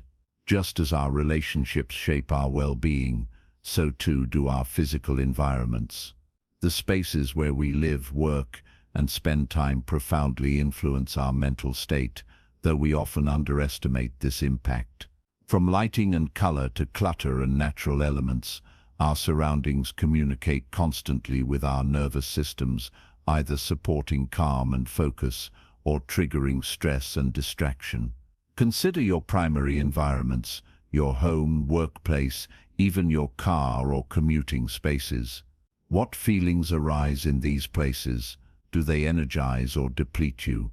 Do they reflect your values and priorities? Do they support the mental states you wish to cultivate? Creating spaces that promote calm begins with reducing what neuroscientists call cognitive load. the mental effort required to process your environment. Clutter, for instance, forces your brain to continuously process irrelevant objects, depleting mental resources that could be directed toward more meaningful activities. Simply clearing unnecessary items can create a marked shift in your sense of ease and focus. I experienced this directly when helping my father organize his home office, which had become so cluttered he avoided working there. The transformation wasn't just physical. After we created clear surfaces and intuitive systems, his entire relationship with work changed. The space supported rather than drained his energy, allowing his natural creativity to flourish. Beyond reducing cognitive load, introducing elements from nature significantly enhances well-being in indoor environments. Research from the emerging field of biophilic design, which incorporates natural elements into built spaces, shows that even simple additions like plants, natural materials, or images of nature reduce stress and improve cognitive function. One study found that hospital patients with views of nature recovered faster and required less pain medication than those facing brick walls. Another showed that office workers with plants in their workspace reported 15% higher productivity and greater job satisfaction than those in minimal environments. These effects aren't just psychological preferences but reflect our biological need for connection with natural elements. Lighting also profoundly impacts well-being, influencing everything from mood and energy to sleep quality. Our bodies evolved with the sun's natural rhythm, and artificial lighting often disrupts these patterns. Maximizing natural light where possible and using lighting that mimics natural variations, brighter and bluer during daytime, dimmer and warmer in evening, helps maintain healthy circadian rhythms. I noticed this impact when redesigning my workspace to maximize morning sunlight. The change wasn't dramatic or expensive, simply repositioning my desk near a window, but the effect on my mood and focus was remarkable. Morning work sessions became naturally more productive, without the artificial boost of excessive caffeine I'd previously relied on. Sound environments equally influence our nervous systems, often below conscious awareness. Background noise requiring constant filtering from traffic, overlapping conversations, or mechanical sources creates cognitive strain and elevates stress hormones. Creating zones of acoustic comfort through sound-absorbing materials, white noise machines, or even periods of intentional silence can significantly reduce this hidden stressor. Temperature, scent, and tactile elements also contribute to environmental wellness. Research shows optimal cognitive function occurs between 70 to 72 degrees Fahrenheit for most people. Certain scents like lavender and chamomile have been shown to reduce anxiety, while peppermint can enhance alertness. Natural, pleasant textures, a soft throw blanket, wooden surfaces, or smooth stones provide sensory anchors that support mindful presence. While some environmental modifications require resources or permission, especially in workplaces, many impactful changes cost little or nothing. Decluttering a single surface, adding a plant, adjusting lighting, or creating a small sanctuary space with meaningful objects can significantly shift how a space feels and affects you. Beyond physical environments, our digital environments increasingly shape our mental states. The average American spends over 7 hours daily interacting with screens, making our digital habits one of the most significant influences on our well-being. Yet we often engage with technology reactively rather than intentionally, allowing its demands to override our deeper needs. Creating a healthier digital environment begins with awareness of how different online activities affect you. Some digital interactions may feel genuinely connecting and enriching, while others leave you depleted, anxious, or inadequate. Tracking these effects helps you make more conscious choices about where you direct your precious attention. I recognized my need for digital boundaries after noticing how checking email first thing in the morning consistently started my day with reactivity rather than intention. Despite knowing better, this habit persisted until I created a structural solution, charging my phone outside the bedroom and beginning mornings with meditation rather than messages. This simple environmental change shifted not just my mornings but my relationship with technology more broadly. Practical approaches to digital well-being include creating technology-free zones or times in your home, using apps that block distracting sites during focused work, turning off non-essential notifications, and regularly detoxing from social media or news consumption to reset your sensitivity to their effects. Even small adjustments, like removing social apps from your phone, home screen, or scheduling specific times for email, can significantly reduce digital stress, while modifying your physical and digital environment supports well-being. Perhaps the most profound environmental factor is what psychologists call your atmosphere of thought, the collective mindset of those around you. Just as physical air quality affects your breathing, the quality of thoughts and conversations in your environment affects your mental state. We've all experienced how quickly complaining can spread through a workplace, how one person's anxiety can trigger worry in others, or how a single negative comment can shift the energy of a gathering. This contagion effect works because our brains contain mirror neurons that naturally attune to others' emotional states, making both negativity and positivity literally catching. Creating a positive thought atmosphere doesn't mean enforcing toxic positivity or suppressing authentic feelings. Rather, it means being intentional about the overall balance of energy you both absorb and contribute. Do conversations in your primary environments focus predominantly on problems or possibilities, on what's wrong or what's working, on fears or aspirations? I observed this dynamic clearly when joining a new team where venting sessions had become the primary mode of connection. While occasional venting serves a purpose, the persistent focus on frustrations had created a negative thought atmosphere that affected everyone's perception of their work. By intentionally introducing appreciation practices and solution-focused conversations, the culture gradually shifted toward greater positivity without denying real challenges. One powerful way to influence your thought atmosphere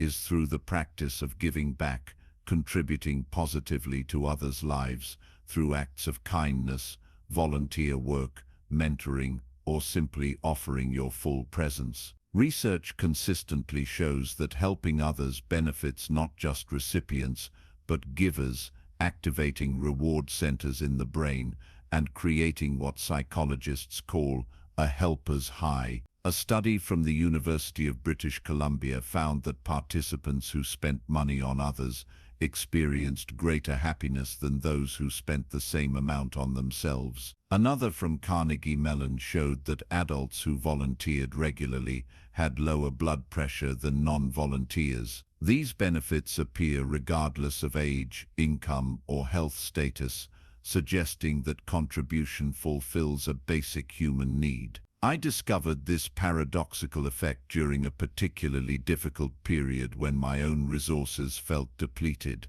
A friend suggested volunteering at a local food bank, advice that initially seemed impossible given my limited energy. Yet spending just 2 hours weekly focusing on others' needs rather than my own challenges created a profound shift in perspective. The problems didn't disappear, but they became more manageable as I reconnected with my capacity to contribute.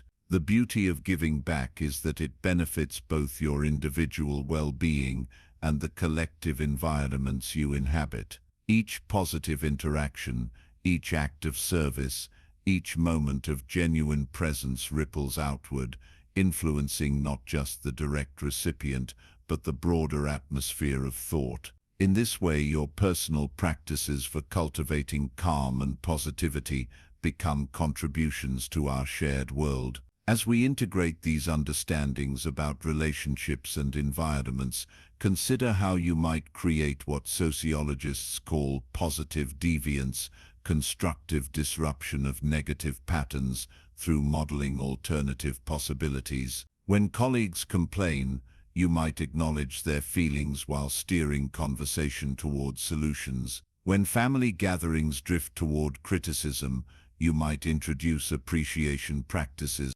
When community spaces feel disconnected, you might initiate opportunities for meaningful exchange. This doesn't mean taking responsibility for others' negativity or trying to fix challenging environments. Rather, it means recognizing your agency in co-creating the relational and environmental contexts that shape collective well-being. Like dropping a pebble in still water, your choices create ripples far beyond their initial impact. The practices we've explored, nurturing positive relationships, setting healthy boundaries, creating supportive physical spaces, managing digital environments, cultivating positive thought atmospheres, and giving back, form a comprehensive approach to external well-being that complements the internal practices discussed earlier. Together, these create what positive psychologists call the good life, not one free from challenges, but rich in meaning, connection, and purpose. As we prepare to explore how to sustain these practices for lifelong positivity, I invite you to consider one simple question: what one adjustment to your relationships or environments would most support your well-being right now? Perhaps it's reaching out to a nurturing friend you've lost touch with. Maybe it's clearing a cluttered space that drains your energy daily. It could be establishing a digital boundary that protects your peace of mind, or possibly initiating a new connection around a shared interest or value. Whatever action calls to you, consider implementing it this week, not as another item on your to-do list, but as a gift to yourself and those around you.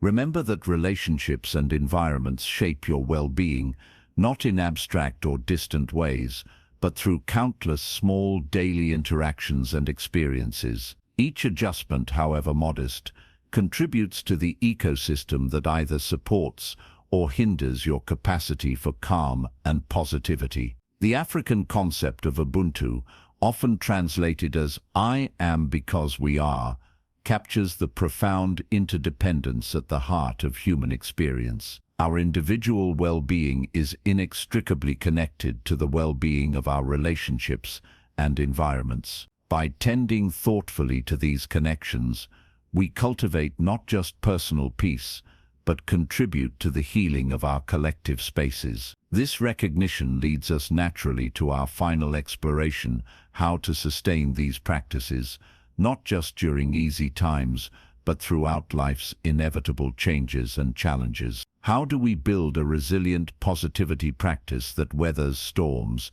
adapts to new circumstances, and continues to deepen as we grow? How do we integrate these diverse approaches into a coherent philosophy of living that supports genuine flourishing? As the poet David Whyte writes, "The antidote to exhaustion is not rest, but wholeheartedness." In our next section, we'll discover how to bring wholehearted commitment to your continuing journey of calm and positivity, not as a destination to reach, but as a path to walk with awareness, intention, and an ever-opening heart. What does it mean to live a genuinely positive life? Not just for a season or while circumstances are favorable, but throughout the full spectrum of human experience, through joy and sorrow, success and failure, connection and loss. As we've journeyed together through mastering your mind, honoring the body-mind connection, and creating supportive relationships and environments, we've built a robust foundation of practices and understandings. Now we face perhaps the most important question of all: how do we sustain these practices not just during easy times, but throughout life's inevitable transitions, challenges, and disappointments. The truth is that positivity as a lifelong practice looks very different from the superficial cheerfulness often portrayed in cultural narratives. Sustainable positivity isn't about maintaining a perpetual smile or denying difficult realities. It's about developing a relationship with life itself that allows you to engage fully with whatever arises, finding meaning, growth, and even moments of joy amid life's complexities. This deeper positivity requires developing what I think of as a personal philosophy of calm, a set of core principles and understandings that guide your approach to life's inevitable ups and downs. Your philosophy isn't about abstract intellectual concepts, but practical wisdom that shapes your everyday choices and responses. It's the invisible infrastructure supporting visible practices. For me, this philosophy began taking shape during a period of unexpected challenges that tested every technique and practice I developed. Within a single year, I faced a significant health issue, the end of an important relationship, and a career setback. The combination shook my foundation, making previously effective practices feel suddenly inadequate. During this time, I realized that while specific techniques are valuable, what sustains us through life's most difficult passages is something more fundamental, a way of orienting to experience itself. The questions that emerged became central to my philosophy. What if nothing is happening to me, but is simply happening? What if challenges aren't obstacles to peace, but the very path toward deeper understanding? What if, as philosopher Pierre Teilhard de Chardin suggested, we are not human beings having a spiritual experience, we are spiritual beings having a human experience? These questions opened a different relationship with difficulty, not as something to merely tolerate until conditions improved, but as integral to a fully lived life. This shift didn't eliminate pain or struggle, but it transformed my relationship with these experiences, creating space for growth, even amid discomfort. Your own philosophy will emerge from your unique experiences, values, and insights. It might draw from spiritual or religious traditions, secular humanism, scientific understanding, artistic sensibility, or a blend of various wisdom streams. What matters isn't the specific form, but that it provides meaningful context for both joy and suffering. Consider what core understandings have sustained you through previous difficulties. What perspectives help you maintain equilibrium when circumstances become challenging?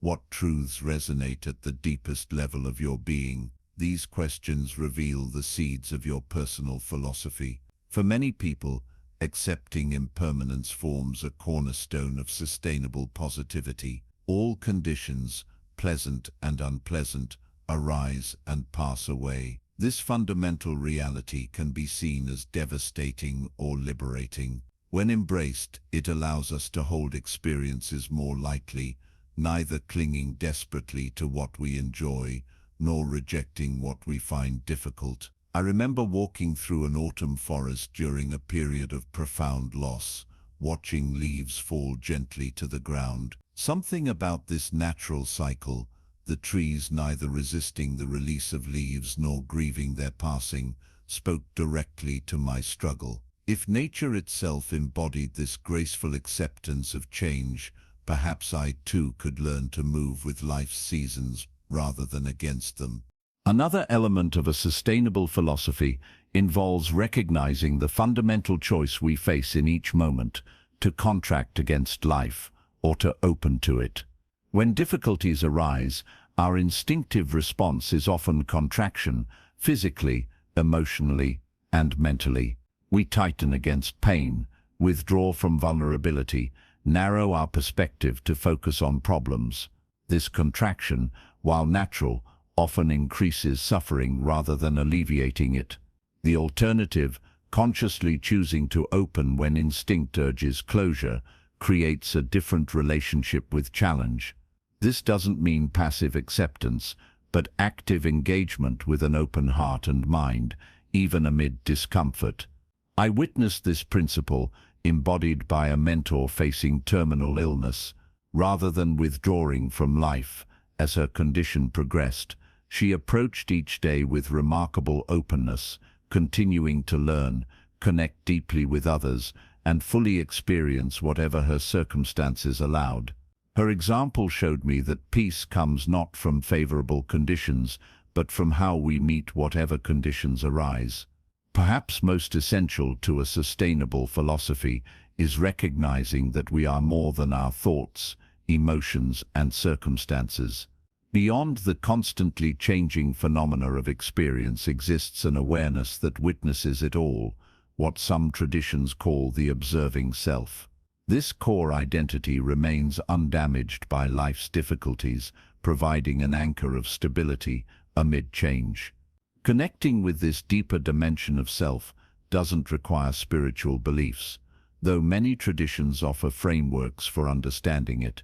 Even from a purely psychological perspective, we can recognize that part of us observes our experience rather than being entirely caught in it. This witnessing capacity creates space around difficulties, allowing us to respond with greater wisdom. As your personal philosophy develops, it becomes the foundation for a sustainable positivity practice, the daily habits and approaches that translate understanding into lived experience. This practice isn't separate from everyday life, but woven into its fabric, transforming ordinary moments into opportunities for growth and presence. What does such a practice look like? While specific elements vary based on individual needs and circumstances, certain core components support most people's well-being. These include practices that ground you in present awareness, connect you with meaning and purpose, cultivate gratitude, nurture growth through challenges, and create space for rest and renewal. Present moment awareness, the capacity to fully inhabit your experience as it unfolds, forms the foundation of sustainable positivity. Without this anchor in the now, we spend much of life caught in regrets about the past or anxieties about the future, missing the only moment in which life actually occurs.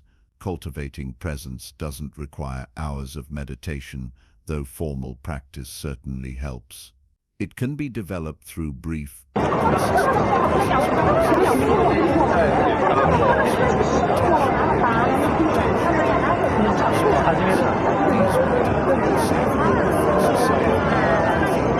feeling the sensation of water on your skin while washing hands, or noticing the play of light and shadow during an afternoon walk. I incorporated this approach by setting my phone to chime softly 3 random times daily. Each chime signals a moment to pause, take 3 conscious breaths, and notice what's happening within and around me.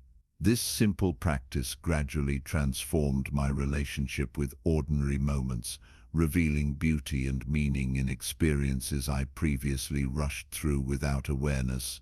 Beyond present moment awareness, connecting with meaning and purpose provides essential sustenance for lifelong positivity. Research consistently shows that people who identify purpose in their lives demonstrate greater resilience, experiencing difficulties as challenging but meaningful rather than senseless suffering. Purpose doesn't necessarily involve grand missions or dramatic contributions. It might be expressed through parenting with consciousness, creating beauty through art or craft, supporting colleagues' development, tending a garden, or simply bringing kindness to everyday interactions. What matters isn't the scale but the sense of contributing something valuable to the world. I discovered my own sense of purpose gradually, noticing what activities created a feeling of alignment and rightness.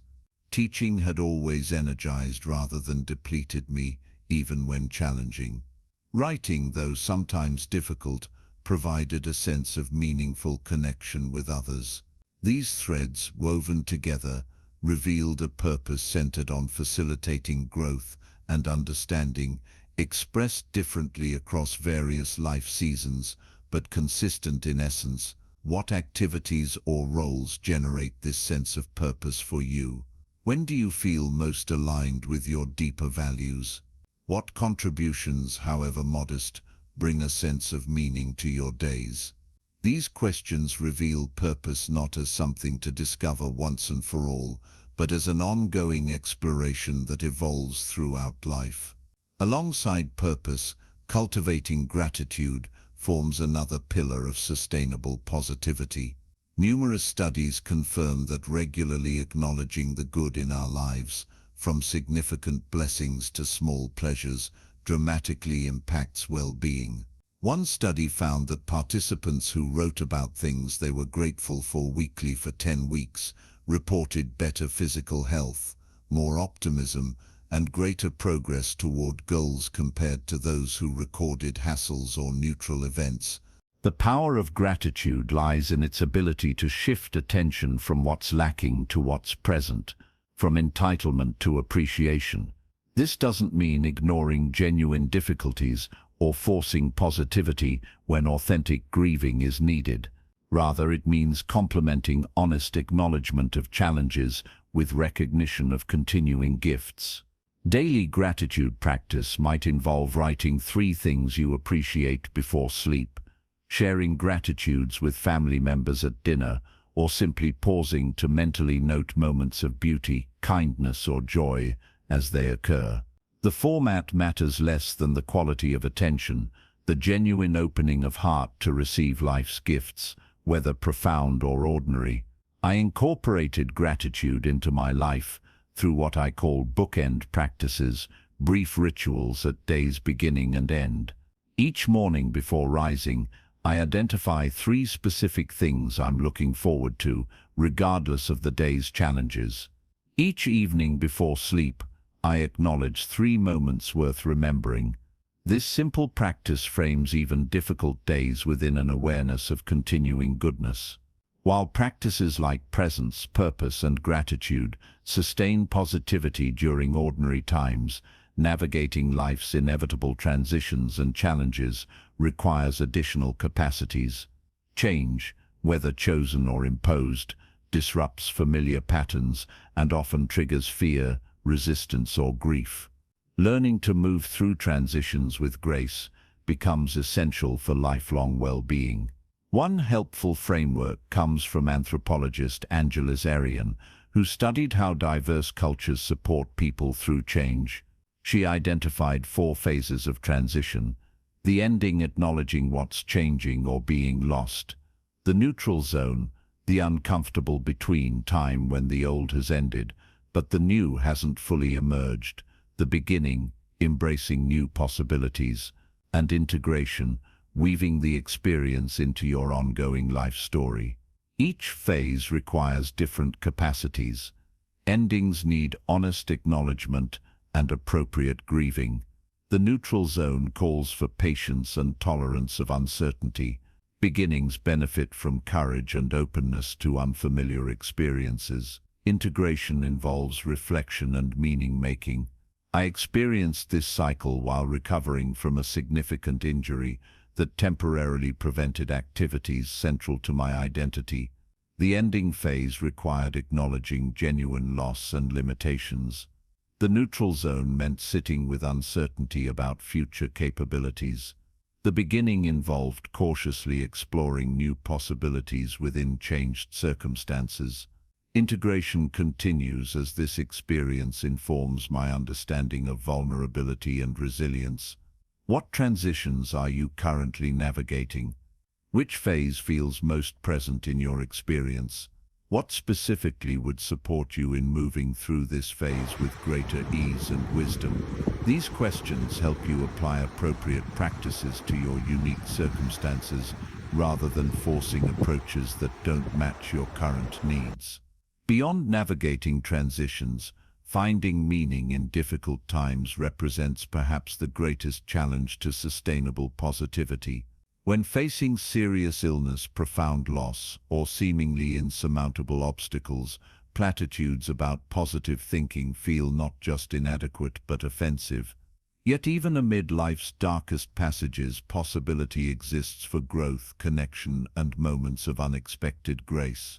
Viktor Frankl, psychiatrist and Holocaust survivor, observed that even in concentration camps, circumstances of unimaginable suffering, some prisoners maintained inner freedom and human dignity. From this experience, he developed logotherapy, an approach centered on the human capacity to find meaning even in the worst conditions. As he famously wrote, "Everything can be taken from a man but one thing, the last of the human freedoms, to choose one's attitude in any given set of circumstances, to choose one's own way." This perspective doesn't trivialize suffering or suggest that all difficulties happen for a reason. Rather, it acknowledges our capacity to create meaning even when painful events themselves appear senseless. We cannot always control what happens to us, but we retain agency in how we respond and what significance we ascribe to our experiences. I witnessed this capacity in a friend diagnosed with a degenerative disease that progressively limited her physical abilities. While fully acknowledging grief and fear, she also discovered unexpected gifts, deeper appreciation for small pleasures, growth in receptivity to others' help, and newfound creativity in adapting to changing circumstances. The meaning she created didn't erase suffering but existed alongside it, creating a more complex and ultimately richer experience than either denial or despair would allow. Central to finding meaning in difficulty is the practice of reframing, consciously shifting perspective to see challenging situations through different lenses. This isn't about imposing false positivity, but exploring alternative viewpoints that might reveal growth opportunities, unexpected connections, or previously unrecognized strengths. Questions that facilitate reframing include: what might this situation be teaching me? How might this challenge be preparing me for future contributions? What capacities am I developing through this experience? What unexpected positive outcomes might emerge from this difficulty? These inquiries don't deny reality, but expand our perception of what's possible within it. Equally important in sustaining positivity is the art of letting go, releasing attachments to outcomes, identities, and expectations that create unnecessary suffering. This doesn't mean abandoning appropriate goals or boundaries, but holding them with open hands rather than clenched fists. When we grip tightly to specific visions of how life should unfold, we set ourselves up for disappointment and miss unexpected gifts that don't match our preconceptions. Letting go begins with recognizing what we can and cannot control, focusing energy on influencing what's within our power, while accepting what isn't. This discernment itself creates tremendous relief, freeing us from the exhausting effort of trying to manage the unmanageable. Beyond this basic discernment, deeper letting go involves surrendering attachment to particular identities and self-images. Many of us build lives around being the successful one, the caretaker, the intellectual, or other defining roles. When circumstances challenge these identities through job loss, health limitations, or relationship changes, we experience not just practical difficulties but existential threat. I encountered this challenge when health issues temporarily prevented work that had defined my sense of worth and contribution. The practical adjustments, while significant, proved less difficult than the identity questions. Who am I, if not doing this work? What is my value beyond productivity? These questions eventually led to a more nuanced and resilient sense of self, one based on essential qualities rather than specific roles or achievements. This process of letting go continues throughout life, becoming particularly important during major transitions like career changes, children leaving home, retirement, and aging. Each stage requires releasing what served the previous chapter to fully embrace what's now emerging. The willingness to continually let go of who I was creates space for discovering who I am becoming, a dynamic rather than static approach to identity.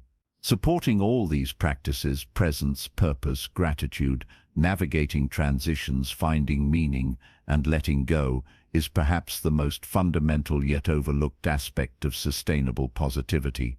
Adequate rest and renewal.